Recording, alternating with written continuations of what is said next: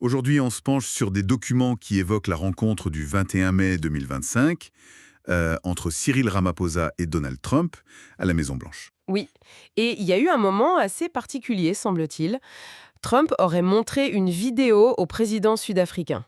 Une vidéo foyeuse. De quoi? Une vidéo de 4 minutes qui viserait à prouver, selon lui, un prétendu génocide des fermiers blancs en Afrique du Sud. Ah oui, cette idée de génocide blanc. C'est pas nouveau chez lui, ça remonte à son premier mandat, non? 2018, quelque chose comme ça. C'est ça. Ça semble être une sorte d'obsession. Alors, ce qu'on va essayer de faire, c'est d'examiner le contenu de cette vidéo, de voir ce qu'elle montre vraiment. D'accord. Et confronter ça aux infos qu'on a dans nos sources. Décortiquer un peu les images, c'est ça? Exactement. Alors, première scène apparemment marquante, on verrait Julius Malema. C'est une figure de l'opposition de gauche radicale. Oui, je vois.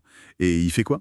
Il reprend une chanson anti-apartheid assez controversée, Kill the Boer, tuer le Boer. Ah oui, les Boers, pour rappeler, ce sont les Afrikaners, les agriculteurs blancs descendants des colons européens. C'est sensible comme sujet. Très sensible. Et la source situe ça en juillet 2023, lors d'une commémoration à Johannesburg, devant 100 000 personnes quand même. D'accord. Forcément, ça a dû déclencher pas mal d'émotions politiques. Absolument. Mais ce n'est pas tout. La vidéo enchaînerait avec une autre séquence, Oui, où l'on voit l'ancien président Jacob Zuma chanter la même chanson. la même. Mais quand ça... Récemment? Ben non, justement. Ça daterait d'il y a plus de 11 ans. C'était pour le centenaire de l'ANC, le parti historique de Mandela. Plus de 11 ans. D'accord. Donc on a Malema en 2023 et Zuma avant 2014. Un sacré raccourci temporel. Voilà. Et Zuma d'ailleurs a été exclu de l'ANC récemment, mais bon, c'était pour d'autres raisons politiques, ça n'a rien à voir. Ok, donc deux moments distincts, très éloignés dans le temps, avec cette chanson polémique. Étrange montage. Et ensuite, Il y aurait autre chose? oui, apparemment, des images de croix blanches. Beaucoup de croix blanches plantées dans le sol. Et l'affirmation de Trump, ce serait quoi? Que ce sont les tombes de plus de 1000 agriculteurs blancs tués. C'est ce qu'il aurait dit. Plus de 1000. Mais qu'est-ce qu'en disent nos sources sur ces croix? Alors là, c'est intéressant. On voit bien la méthode. Les images sont réelles, mais elles proviennent d'un hommage très spécifique. C'est-à-dire? C'était le 5 septembre 2020. Et ce n'était pas pour 1000 victimes, mais pour un couple d'Afrikaners, Glenn et Vida Rafferty. Ils avaient été tués dans leur ferme fin août 2020 près de Newcastle. Ah d'accord. Donc un hommage pour un couple transformé en preuve d'un massacre de plus de 1000 personnes.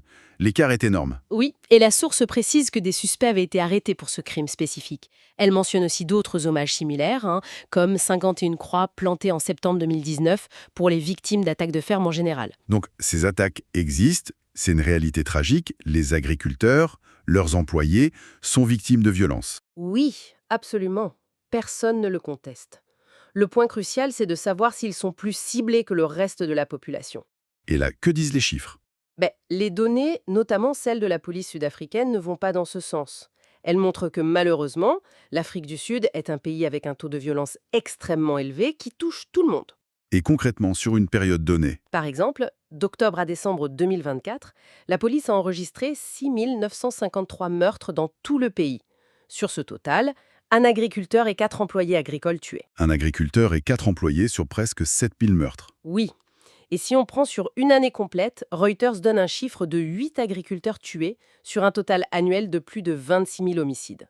Donc statistiquement, ça ne correspond pas à un génocide ou un massacre à grande échelle visant spécifiquement ce groupe. Non. Chaque mort est une tragédie, bien sûr. Mais les chiffres ne corroborent pas ce récit particulier. On voit comment des images chocs, sorties de leur contexte, peuvent créer une impression fausse par rapport à la réalité statistique globale.